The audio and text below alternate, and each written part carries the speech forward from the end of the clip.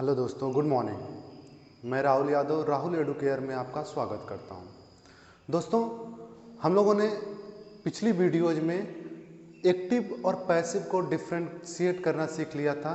जो हमारे सेंटेंसेज होते हैं, कैसे सेंटेंसेज डायरेक्टली पैसिव में होते हैं और कैसे सेंटेंस हमारे डायरेक्टली एक्टिव में होते हैं, इन दोनों को हम लोगों ने सेपरेटली बनाना सीखा था। उसके बाद हम लोगों ने देखा था कि कैसे हमारे जो इंट्रोगेटिव सेंटेंसेज होते हैं उनको किस तरीके से हम लोग डायरेक्टली पैसिव में बनाते हैं। ठीक है, आज से हम लोग एक्टिव से पैसिव में कन्वर्ट करना सीखेंगे। अभी तक हम लोगों ने सिर्फ और सिर्फ पैसिव देखा था। अब हम लोग ये देखेंगे कि कैसे सेंटेंसेस हमारे जो एक्टिव में होते हैं उनको पैसिव में हम लोग कैसे कैसे उसको कन्वर्ट करेंगे। ठीक है, और अगर हम लोग बात करते हैं तो आज से हम लोगों का एकदम बेसिक से ही चलेगा कि कैसे एकदम बेसिक लेवल पे जो एक्टिव से पैसिव सेंटेंसेस बनते हैं उनको किस तरीके से हम लोग बनाएंगे, और उसके बाद कैसे हमारे जो सेंटेंसेस एडवांस लेवल पे धीरे धीरे होते हुए, चाहे हम लोग किसी भी कंपटीशन में बैठे, हर लेवल के कंपटीशन को हम लोग टैकल कर सकें। ठीक है, let's start without wasting our time. You know that voice is divided into two types. First one is active voice and the second one is passive voice. Right? Active voice and passive voice. मैंने आप लोगों को पिछली video में बता दिया था कि एक्टिव वॉइस क्या होता है। ऐसा सेंटेंस जिसमें जो वर्ब हो ना, जो एक्शन हो ना, उसको करने वाला यानी डूअर ऑफ एक्शन जो होता है वो मौजूद होता है और वही हमारा सब्जेक्ट होता है। ठीक है, जबकि पैसिव में हमारा क्या होता है, जो डूअर ऑफ एक्शन होता है वो सब्जेक्ट नहीं होकर सब्जेक्ट हमारा वो होता है जिसके ऊपर एक्शन का इफेक्ट पड़ता है। बात समझ में है? अगर आपने पिछली वीडियोज नहीं देखी है तो पहले आप उन वीडियोज को देख लीजिए, उसके बाद इस वीडियो को देखिए, जिससे आपको जो एक्टिव पैसिव की बात बेसिक कॉन्सेप्ट है वो अच्छे से क्लियर हो जाएगा। ठीक है, तो हम लोग जानते हैं यहाँ पे कि एक्टिव का जो स्ट्रक्चर होता है, अगर हम लोग सिर्फ और सिर्फ असर्टिव की बात करें, सिर्फ और सिर्फ असर्टिव की बातें कर रहे हैं, इंट्रोगेटिव के बारे में हम लोग बाद में बातें करेंगे। तो इसमें क्या होता है, सब्जेक्ट होता है, उसके बाद हेल्पिंग वर्ब होता है, उसके बाद अगर नॉट हो तो नॉट होगा। You can put helping verb in also in bracket, because कुछ सेंटेंसेस ऐसे होते हैं जैसे हमारा प्रेजेंट इंडेफिनिट होता है, पास्ट इंडेफिनिट होता है, तो यहाँ पे हेल्पिंग वर्ब शुरू में नहीं होती। तो आप कहोगे सर कहाँ हेल्पिंग वर्ब यूज होता है, तो जस्ट ये ब्रैकेट में मैंने लिख दिया कि जहाँ पे यूज होगा वहीं के लिए हम लोग बात करेंगे। ठीक है, और नॉट को भी हम लोगों ने ब्रैकेट में इसलिए रखा है क्योंकि फिर वही बात, जब निगेटिव सेंटेंस हम लोग बात करें असर्टिव के बारे में, असर्टिव में हमारा पॉजिटिव और निगेटिव दोनों आता है। तो यहाँ पे अगर हम लोग बात करते हैं तो अगर निगेटिव सेंटेंस रहा तो नॉट यूज करेंगे, नहीं तो नहीं करते हैं। उसके बाद हमारी आती है मेन वर्ब और फिर आता है ऑब्जेक्ट, फिर आता है ऑब्जेक्ट। याद रखिएगा, हम लोग ऑब्जेक्ट जिसमें अवेलेबल होगा हम लोग अभी उसके बारे में ही देखने जा रहे हैं कि इसको कैसे हम लोग पैसिव बनाएंगे। ठीक है, तो मेन वर्ब हमारा अकॉर्डिंग टू टेंस जो होगा ये अपने फॉर्म को चेंज करता रहेगा। जैसे इंडेफिनिट में अगर रहेगा तो फर्स्ट फॉर्म हम लोग यूज कर देते हैं। ठीक है, अगर हम लोग बात करें पास्ट इंडेफिनिट में तो सेकेंड फॉर्म यूज कर देते हैं, कॉन्टिन्यूअस में रहे तो आईएनजी फॉर्म यूज करते हैं, परफेक्ट में रहा तो थर्ड फॉर्म यूज करते हैं। तो इस तरीके से हमारे पास जैसे जैसे टेंस बदलेगा उसके अकॉर्डिंग हमारा मेन वर्ब का फॉर्म भी जो होगा वो चेंज होता चला जाता है। ये हम लोग एक्टिव का करते हैं। ठीक है, जैसे अगर हम लोग बात करते हैं मनीष दूध पीता है, मनीष दूध पीता है, हमारे पास अगर ये सेंटेंस है। ठीक है, तो इसको हम लोग एक्टिव में अगर बनाते हैं तो मनीष जो हो जाएगा it will be your subject, because doer of action, दूध पीना काम हो रहा है और इसको कर कौन रहा है, मनीष कर रहा है। तो मैंने बताया था कि अगर आपका सब्जेक्ट उसमें सेंटेंस में दिया हो तो वो क्या होगा, आपका एक्टिव होगा। तो इसको अगर आप बनाने जाते हैं तो it will be Manish, right, present indefinite है तो क्या आ जाएगा, drinks, you can use also takes milk. ठीक है, आप ड्रिंक भी यूज कर सकते हैं, आप टेक भी यूज कर सकते हैं, वो डिपेंड करता है कि दूध कैसा है। ठीक है, जैसे अगर आपको दे दिया जाता है कि मनीष ड्रिंक्स मिल्क, इसका मतलब ये होगा कि उसने दूध उठाया और एक लगातार उसको पूरा खत्म कर दिया, पूरी की पूरी गिलास। पसंद में आया। लेकिन टेक्स मिल्क का मतलब ये होगा कि वो पार्ट्स में ले रहा है, इसका मतलब हो सकता है कि दूध जो वो गर्म हो और उसको वो क्या कर रहा हो, पार्ट्स में ले रहा हो, तो उसके लिए हम लोग क्या करते हैं, टेक का यूज करते हैं। तो हमेशा ये पीने का मतलब सिर्फ ड्रिंक नहीं होता है, यहाँ पे टेक का भी यूज करते हैं। जैसे चाय पीना होता है तो चाय को हम लोग ऐसा नहीं होता कि एक लिए और पूरा का पूरा कप जो हुआ खाली कर दिया, उसमें क्या करते हैं हम लोग पार्ट्स करके पीते हैं, ठीक है। तो जब पार्ट्स करेंगे तो वहाँ पे टेक का यूज होगा। तो अगर मान लीजिए कभी आपके सामने ही कोई बोल देता है कि मनीष टेक्स मिल्स, तो आप मत कहीं पूछ दीजिएगा उससे कि गर्म दूध पीता है कि ठंडा दूध पीता है, क्योंकि टेक्स का मतलब ही हो जाएगा कि वो पार्ट्स में पी रहा है और पार्ट्स में गर्म दूध ही पिया जाता है, ठीक है। अगर ड्रिंक मिल करता है तो फिर इसका मतलब वो ठंडा दूध पी रहा है। इस तरीके का कुछ सेंस हम लोग क्या करते हैं बिना कहे भी अपना एज्यूम कर लेते हैं, ठीक है। तो मनीष ड्रिंक्स मिल्क या मनीष टेक्स मिल्क, ये आपका हो जाएगा एक्टिव। लेकिन जब हम लोग पैसिव बनाने जाते हैं, जब हम लोग पैसिव बनाते हैं तो यहाँ पे जो हमारा सब्जेक्ट होता है वो क्या होता है, इस वाला ये जो ऑब्जेक्ट होता है ना, इसी ऑब्जेक्ट को यहाँ पे हम लोग क्या कर देते हैं, सब्जेक्ट बनाते हैं। बट ध्यान रखिएगा यहाँ पे जो ऑब्जेक्ट होगा वो ऑब्जेक्टिव केस में होगा, जबकि यहाँ पे जो सब्जेक्ट के रूप में जब इसका इस्तेमाल किया जाएगा तो इसको कन्वर्ट करके हम लोग क्या कर देंगे, सब्जेक्टिव केस में कन्वर्ट कर देंगे, ठीक है। उसके बाद हमारी जो होती है हेल्पिंग वर्ब होती है, हेल्पिंग वर्ब थोड़ी सी अलग होती है, इसलिए मैंने यहाँ पे एन लिख दिया, मतलब नई वाली जो मैंने पैसिव में आपको हेल्पिंग वर्ब बताया है वो वाली हेल्पिंग वर्ब, ये वाली हेल्पिंग वर्ब नहीं होगी, ठीक है।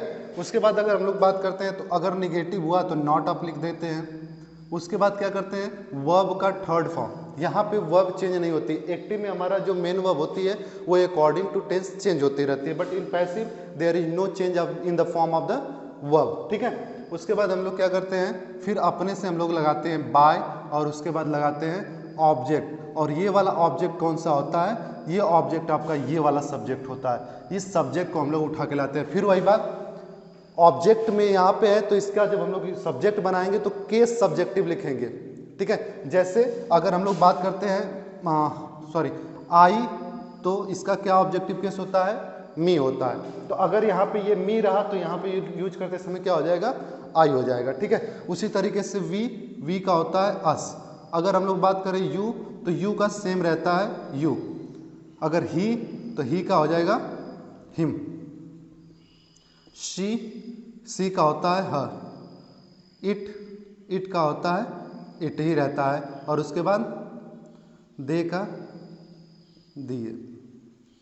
ये हमारे पास होता है, ये हमारा सब्जेक्टिव केस है, ये हमारा सब्जेक्टिव केस है, और ये हमारा ऑब्जेक्टिव केस है। बात समझ में आया? तो उसी तरीके से अगर यहाँ पे हमारे सब्जेक्ट के रूप में अगर आई यूज हुआ हो, तो यहाँ पे जब हम लोग ऑब्जेक्ट के रूप में इसका इस्तेमाल करेंगे तो इस ऑब्जेक्ट में क्या लिखेंगे हम लोग, इसका ऑब्जेक्टिव केस लिखेंगे। शब्द वही रहेगा, मतलब सेंस के तौर पे उसी के लिए बात होगी, बट इसका जो केस होगा इट विल बी चेंज्ड। बात समझ में आया? अब इसी तरीके से अगर हम लोग बात करते हैं इसके फंडे पे अगर हम लोग चलते हैं, और इस जो सेंटेंस हमको दिया गया था कि मनीष ड्रिंक्स मिल्क, इसका अगर हम लोग पैसिव बनाने चलें तो हमारे पास क्या होता है, इसका जो ऑब्जेक्ट होता है सबसे पहले उसको सब्जेक्ट बनाते हैं, और ऑब्जेक्ट यहाँ पे क्या है, मिल्क। ऑब्जेक्ट क्या है, मिल्क। तो पहले हम लोग क्या करेंगे, यहाँ पे लिखेंगे मिल्क। बात समझ में आया? उसके बाद हमारे पास हेल्पिंग वर्ब होती है, और हेल्पिंग वर्ब हमारा क्या होता है, जो हमारा पैसिव सेंटेंस होता है उसमें प्रेजेंट इंडेफिनिट में हेल्पिंग वर्ब होता है इज, एम, आर। हमने पिछली वीडियो में ये सब बातें डिस्कस कर लिया है। अगर आपने नहीं देखा है तो एक बार फिर से जाके पहले उस वीडियो को देखिए, उसके बाद आप इधर की वीडियो देखिएगा, आपको ज़्यादा समझ में आएगा, ठीक है। तो यहाँ पे अगर देखा जाए तो मिल्क हो गया, उसके बाद हेल्पिंग वर्ब क्या हो जाएगा, इज। जितने अनकाउंटेबल नाउन्स होते हैं, ठीक है, जैसे वाटर, मिल्क, ये सब जो अनकाउंटेबल नाउन होते हैं, जनरल सेंस में हम लोग उनको सिंगुलर मान के चलते हैं, ठीक है। इसलिए यहाँ पे क्या लगेगा, इज लगेगा। उसके बाद नॉट तो है नहीं, फिर उसके बाद बारी आएगी वर्ब। वर्ब क्या है, मान लीजिए कि हम लोग ड्रिंक लेते हैं तो ड्रिंक का क्या हो जाएगा, ड्रंक। अगर आप टेक लेते हो तो टेक का क्या हो जाएगा, टुक। मनीष इज ड्रंक, और उसके बाद मिल्क इज ड्रंक। फिर उसके बाद क्या हो जाएगा आपका, यहाँ पे लगाइए बाई, और बाई के बाद क्या हो जाएगा, जो हमारा सब्जेक्ट है। तो नाउन का सब्जेक्टिव केस और ऑब्जेक्टिव केस दोनों सेम होता है, प्रोनाउन का सिर्फ चेंज होता है, ठीक है। तो यहाँ पे क्या हो जाएगा, बाई मनीष। ये आपका सेंटेंस बन जाएगा पैसिव में। बस समझ में आया? तो हमको इसी चीज को देखना है, इसका ऑब्जेक्ट को हम लोगों को सब्जेक्ट बनाना है, और सब्जेक्ट को क्या बना देना है, ऑब्जेक्ट बनाना है। हेल्पिंग वर्ब हमारी अलग ढंग से होगी, क्योंकि मैंने ऑलरेडी हेल्पिंग वर्ब लिखवा दिया है। उसके बाद नॉट अगर रहा तो नॉट लिखिएगा। यहाँ पे वर्ब जो होगी आपकी मेन वर्ब, वो अकॉर्डिंग टू टेंस चेंज होती रहेगी, बट यहाँ पे कोई फर्क नहीं पड़ता कि कौन सा टेंस है, हमेशा जब भी आएगी तो थर्ड फॉर्म में आएगी, ठीक है। चलिए कुछ और एग्जांपल्स हम लोग देखते हैं, ठीक है। जैसे वे लोग गाना गाते हैं, वे लोग गाना गाते हैं, ठीक है। अब इसको अगर हम लोगों को पहले एक्टिव बनाते हैं तो सब्जेक्ट क्या है, वे का मतलब हो जाएगा दे, गाना का क्या हो जाएगा, सिंग a song, they Singh a song, ये हमारे पास क्या हो जाएगा, एक्टिव हो गया। अगर हमको इसको पैसिव बनाना है, ये हमारा क्या हो गया, एक्टिव हो गया, ठीक है। अब इसका अगर हम लोग पैसिव बनाने जा रहे हैं तो पैसिव में क्या हो जाएगा, ये पूरा ये हमारा ऑब्जेक्ट है, इसको लेके जाएंगे तो याद रखिएगा ऑब्जेक्ट के साथ जो आपका एडजेक्टिव या आर्टिकल होता है ना, उसको भी हमको साथ साथ ले जाना होता है, ठीक है। तो जैसे ये ऑब्जेक्ट है, ऑब्जेक्ट के साथ ये आर्टिकल अ लगा है, तो इसको भी आप साथ लेके जाइएगा, क्या हो जाएगा, अ सॉन्ग। उसके बाद इसका अगर हम लोग बात करते हैं तो कौन क्या हो जाएगा, हेल्पिंग वर्ब इज होगा, प्रेजेंट इंडेफिनिट है, अ सॉन्ग इज, और सिंग का third form sung by them, ये हमारे पास क्या हो जाएगा, पैसिव हो जाएगा, ठीक है। चलिए कुछ और एग्जांपल लेते हैं। जैसे हम सब अध्यापक महोदय का सम्मान करते हैं,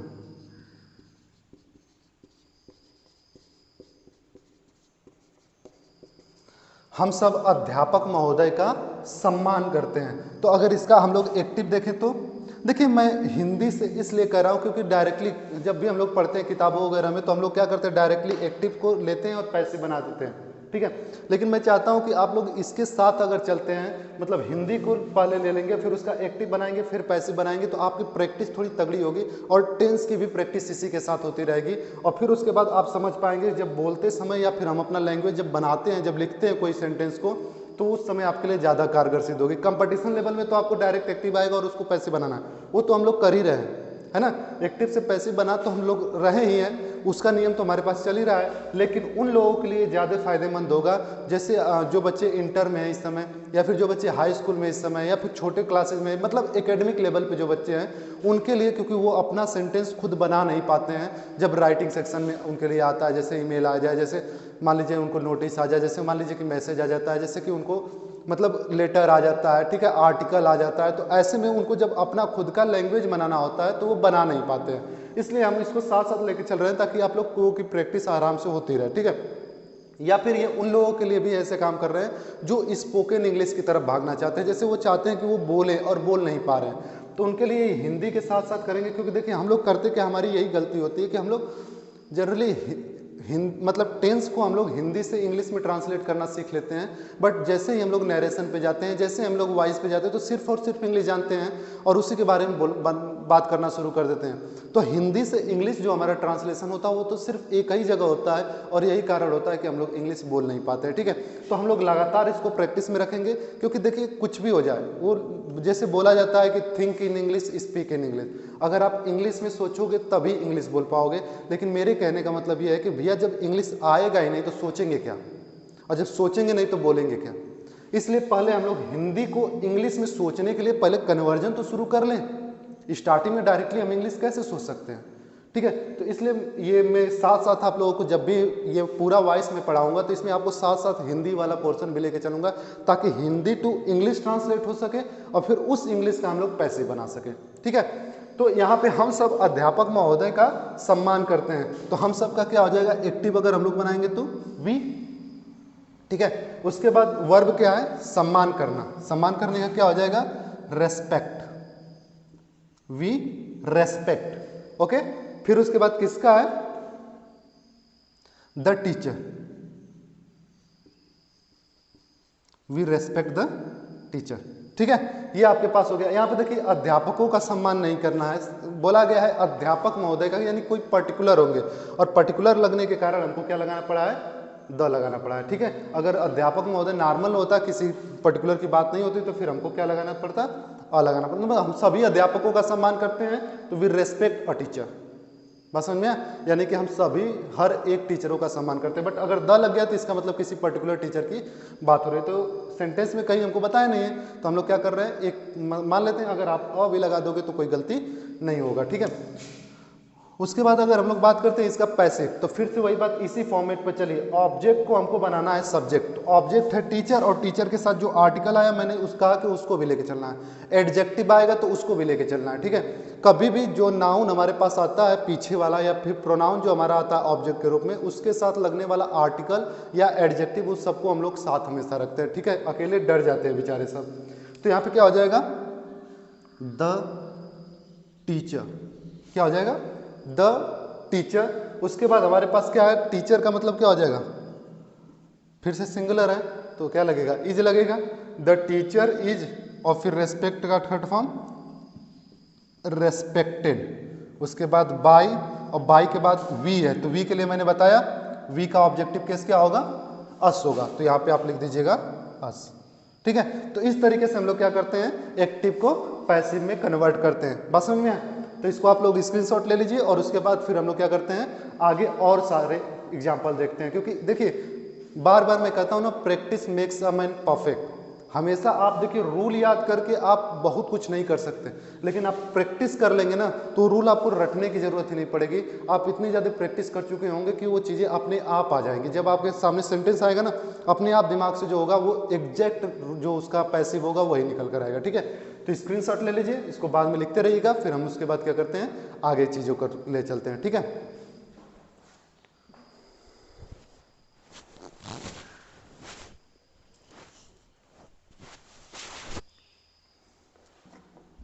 चलिए हम लोग थोड़ा आगे चलते हैं।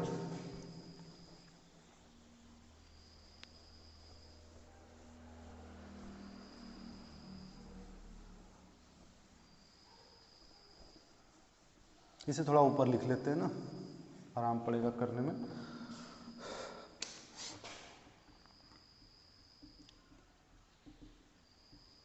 ये हो गया हमारा सब्जेक्टिव और ये हो गया हमारा ऑब्जेक्टिव। आई, आई का क्या होता है, मी, आई का मी, वी का अस, यू का यू, ही का हिम, शी का हर, इट का इट्स, सॉरी इट, उसके बाद दे का दे, ठीक है।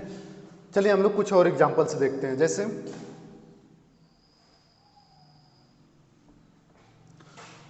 मोहन अपने भाई को पढ़ाता है, मोहन अपने भाई को पढ़ाता है, ठीक है। श्याम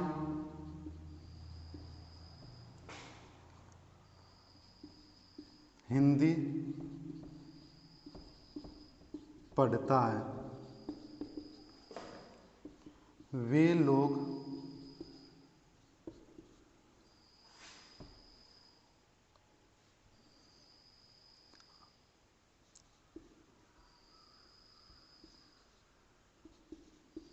कठिन परिश्रम कर रहे हैं। देखिए सेंटेंसेज हम लोग एकदम इजी ले रहे हैं क्योंकि अभी स्टार्टिंग है, शायद हार्ड सेंटेंस में आपके साथ प्रॉब्लम आ जाए, इसलिए अभी हम लोग बेसिक पे चल रहे हैं, ठीक है। फिर धीरे धीरे हम लोग एडवांस लेवल पे जाएंगे तो सेंटेंसेज को थोड़ा सा हार्ड करने की कोशिश करेंगे वोकैबुलरी के साथ। वह, जैसे छोटे बच्चों से अगर कहिए तो ये सेंटेंस जरूर आता है, वह खाना पकाती है।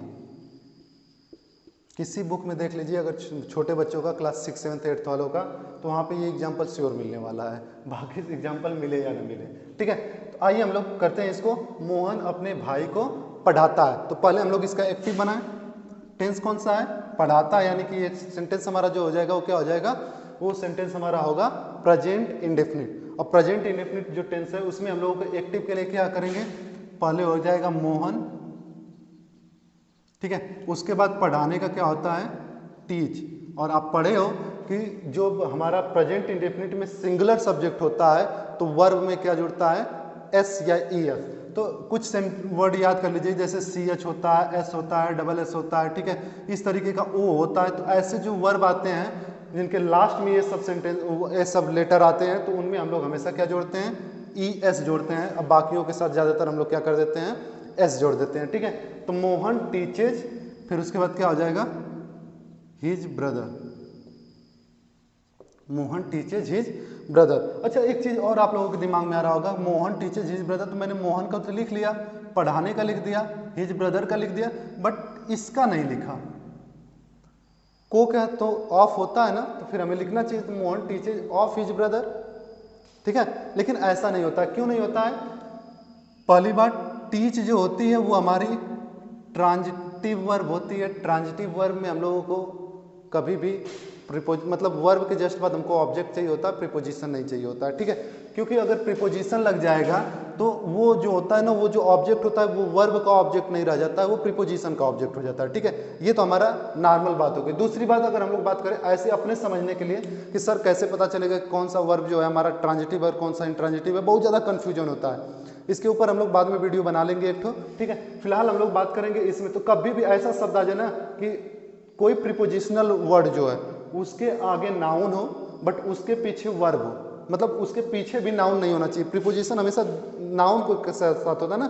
मैंने बताया था कि प्रीपोजिशन जो होता है हमेशा उसका जीना मरना सब कुछ किसके लिए होता है, नाउन के लिए होता है, या फिर उसकी जगह पे यूज होने वाले प्रोनाउन के लिए होता है। तो यहाँ पे को जो है वो को के आगे तो नाउन है बट पीछे क्या है, वर्ब है, इसलिए हमको इसका कोई वैल्यू नहीं देना है। वैल्यू नहीं देने का मतलब हिंदी में इसका यूज होगा बट इंग्लिश में इसका यूज नहीं होगा, ठीक है। तो यहाँ पे आपका सिर्फ क्या रह जाएगा, मोहन टीचेज हिज ब्रदर, बस समझ में आया। उसके बाद अगर इसका हम लोग पैसिव बनाने जाएं तो पैसिव के लिए फिर वही बात, ऑब्जेक्ट को लेके चलना है। तो ऑब्जेक्ट है ब्रदर, लेकिन उसके साथ आने वाला जो हिज है, हिज क्या होता है, पॉसेसिव एडजेक्टिव होता है, बस समझ में आया। हिज जो होता है, जैसे अगर इसी की पॉसेसिव एडजेक्टिव की बात करें तो आई का होता है माई, वी का होता है अवर, यू का योर, ही का हिज, शी का हर, इट का इट्स, दे का दियर। ये सब क्या होते हैं, ये आपके लिए इन्हीं प्रोनाउंस का पॉसेसिव एडजेक्टिव होते हैं। और मैंने अभी बताया कि जब भी आपका जो ऑब्जेक्ट होगा, मतलब नाउन या प्रोनाउन, उसके साथ लगने वाला जो आपका एडजेक्टिव या फिर आर्टिकल होगा उसको आपको साथ ले जाना होगा, ठीक है। दूसरी बात, जैसे यहाँ पे मैंने हिज ही क्यों लगाया, यहाँ पे अपने हैं, तो कभी भी किसी भी सेंटेंस में जब भी अपने शब्द आ जाए तो हमेशा आप ऑब्जेक्ट जो सब्जेक्ट होता है उस सब्जेक्ट का ये एडजेक्टिव वाला केस, जैसे अगर सब्जेक्ट में आई होता तो अपने के लिए क्या लगाते हैं हम लोग, माई, वी होता अवर, यू होता योर, ही होता हिज, सी होता हर, इट होता इट्स, दे होता दियर लगाते हैं। अब फिर कहोगे सर यहाँ पे तो इनमें से कोई भी नहीं है, ये तो मोहन है। तो मोहन क्या होता है, थर्ड पर्सन होता है, और थर्ड पर्सन में सिंगुलर होता है, और थर्ड पर्सन के लिए यही चार जो होते हैं ये थर्ड पर्सन के लिए यूज होते हैं। ही सिंगुलर मैस्कुलिन जेंडर के लिए, शी सिंगुलर फेमिनाइन जेंडर के लिए, इट जो होता है ये नॉन लिविंग थिंग्स होते हैं या फिर कोई लिविंग होता है बट मतलब वो छोटा होता है, स्मॉल क्रीचर के लिए होता है, और दे जो होता है वो प्लरल के लिए होता है। तो मोहन क्या है, थर्ड पर्सन मैस्कुलिन जेंडर है, और मैस्कुलिन जेंडर के लिए फिर हम लोग क्या लगाएंगे, ही लगाएंगे। ये लगाएंगे नहीं मतलब सोचेंगे ऐसा, ठीक है। तो फिर अपने के लिए क्या करेंगे, इसी का पॉसेसिव यानी कि हिज लगाएंगे, बस समझ में आया। लेकिन अगर यहीं पे मोहन के बजाय आई होता, जैसे मैं अपने भाई को पढ़ाता हूँ, तो यहाँ पे फिर अपने के लिए क्या लगाते हैं हम लोग, माई लगाते हैं, क्योंकि आई का पॉसेसिव क्या होता है, माई होता है, बस समझ में। अब इसका पैसिव बनाएंगे तो मैंने बताया ब्रदर के साथ इस एडजेक्टिव को भी लेके चलना है, means it will be his brother, his brother, right. उसके बाद प्रेजेंट इंडिफिनिट है तो ब्रदर सिंगुलर है तो क्या हो जाएगा आपका, इज हो जाएगा, ठीक है। उसके बाद अगर हम लोग आगे देखते हैं तो फिर उसके बाद टीच का थर्ड फॉर्म, टीच का थर्ड फॉर्म क्या होगा, टॉट हो जाएगा। तो हिज ब्रदर इज टॉट, उसके बाद लगाएंगे बाय, उसके बाद मोहन, ये हमारा सेंटेंस बन जाएगा, his brother is taught by Mohan, ठीक है। आइए इसको देखते हैं, श्याम हिंदी पढ़ता है तो क्या हो जाएगा, श्याम, ये हमारा सब्जेक्ट हो गया, पढ़ने का क्या हो जाएगा, रीड, और उसमें श्याम है तो क्या लगाएंगे, सिंगुलर, सिंगुलर लगाएंगे तो एस लगाएंगे तो रीड्स हो जाएगा, या स्टडीज भी आप बोल सकते हो, ठीक है। श्याम रीड्स हिंदी, ठीक है। अगर इसका हम लोग पैसिव बनाने जाइए तो हमारा एक्टिव हो गया। अगर हम लोग पैसिव की बात करें तो क्या हो जाएगा, हिंदी, ये हमारा आ जाएगा सब्जेक्ट के रूप में, इज रीड का रेड। याद रखिएगा रीड जो होता है, रीड में हमेशा हमारा जो तीनों फॉर्म होता है, जैसे रीड, रीड और रीड, स्पेलिंग सेम होती है। स्पेलिंग जो होती है रीड का READ, रेड का भी READ और इसका भी RAD। तो फर्स्ट फॉर्म में इसी स्पेलिंग को हम लोग रीड पढ़ते हैं, जबकि सेकंड और थर्ड फॉर्म में इसी को हम लोग क्या प्रोनाउंस करते हैं, रेड प्रोनाउंस करते हैं। ठीक है, तो यहाँ पे क्या हो जाएगा, चूंकि यहाँ पे हम लोग वर्ब का थर्ड फॉर्म यूज करते हैं, तो थर्ड फॉर्म में हमारे पास क्या हो जाएगा, ही इज रेड। ठीक है, अब कहोगे सर ऐसे नॉर्मल सेंटेंस में रहेगा तो हम लोग कैसे जानेंगे, तो मैंने इसीलिए तो आपको अलग से पैसिव क्या होता है वो बता दिया है।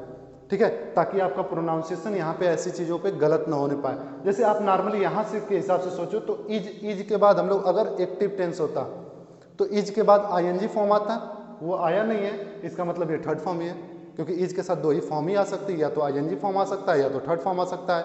ING फॉर्म तब आएगा जब एक्टिव में प्रेजेंट कॉन्टिन्यूअस हो, और थर्ड फॉर्म तब आएगा जब ये पैसिव हो। ठीक है, तो इसलिए आप कभी भी इसको रीड मत पढ़िएगा, क्योंकि इज के बाद कभी भी रीड आ ही नहीं सकता, मतलब वर्ब का फर्स्ट फॉर्म आ ही नहीं सकता। तो अगर ऐसा लिखा हो तो अपने से खुद से क्या समझ लीजिएगा कि ये पैसिव है, और उसको आप लोग थर्ड फॉर्म लगा लीजिएगा। और अगर नहीं समझ में आ रहा है कि पैसिव होता क्या है, तो आप पिछली वीडियोज को एक आध बार और देख लीजिए। ठीक है, तो English is red by Shyam, ये आपका सेंटेंस हो गया। बस समझ में, ये आपका सेंटेंस अच्छे से क्लियर हो गया, कोई दिक्कत। Hindi is read by Shyam, ये हमारे पास हो गया। अगले को अगर देखते हैं तो वे लोग यानी कि दे, उसके बाद करना, परिश्रम करने का मतलब क्या हो जाएगा, आर डूइंग। उसके बाद कठिन परिश्रम का क्या हो जाएगा, हार्ड वर्क। ये हमारे पास हो गया एक्टिव। ठीक है, अगर इसका हम लोग पैसिव बनाने चलते हैं तो हार्ड वर्क जो होगा ये ऑब्जेक्ट है, then it will be change as a subject. तो हार्ड वर्क, फिर वही बात, वर्क हमारा होगा बट हार्ड जो है उसका क्या है, एडजेक्टिव है। एडजेक्टिव है तो इसको हम लोग लेके चलेंगे तो हो जाएगा hard work is being done by them, ये हमारे पास बनके तैयार हो जाएगा। ठीक है, इसमें देखिए वह खाना पकाती है, तो इसका एक्टिव क्या होगा, वह यानी कि शी। पकाने का क्या होगा, कुक, प्रेजेंट इंडेफिनिट और सिंगुलर है तो ऐसा लगा देंगे सी कुक्स, उसके बाद क्या हो जाएगा, फूड, सी कुक्स फूड। अगर इसका हम लोग पैसिव बनाते हैं तो सी कुक्स फूड का पैसिव क्या होगा, तो food is your object here in active tense, while converting into passive food will be the subject, means food. और मैंने बताया कि जो आपका अनकाउंटेबल नाउन होगा उसके साथ हमेशा सिंगुलर मान के चलना है, मीन्स फूड के साथ हम लोग क्या लगाएंगे, इज, उसके बाद कुक्ड बाय, और सी का ऑब्जेक्टिव केस, देखिए सी का ऑब्जेक्टिव केस क्या होगा, हर, यानी कि हर। ठीक है, तो इस तरीके से हमारा ये सेंटेंस कंप्लीट हुआ। बात समझ में आया? तो आज हम लोग इतना एग्जाम्पल्स देखते हैं, आप लोग घर पे जरूर एग्जाम्पल बनाते रहिएगा। सिर्फ इतने एग्जाम्पल से आपका जीवन नहीं चलने वाला है ना, तो इंग्लिश में आप बहुत बेहतर करने वाले हैं। नेक्स्ट वीडियो में हम लोग कुछ और एग्जाम्पल लेकर आएंगे, इंट्रोगेटिव सेंटेंसेस को भी देखेंगे। ठीक है, घर पे अच्छे से अपना प्रैक्टिस जरूर कीजिएगा। कोई प्रॉब्लम हो तो थंबनेल पे व्हाट्सएप नंबर दिया गया है, उस व्हाट्सएप पे आप लोग मैसेज जरूर कीजिएगा। ठीक है, हंसते रहिए, मुस्कुराते रहिए और अपने आसपास साफ सफाई रखते रहिए। ठीक है, थैंक यू वेरी मच।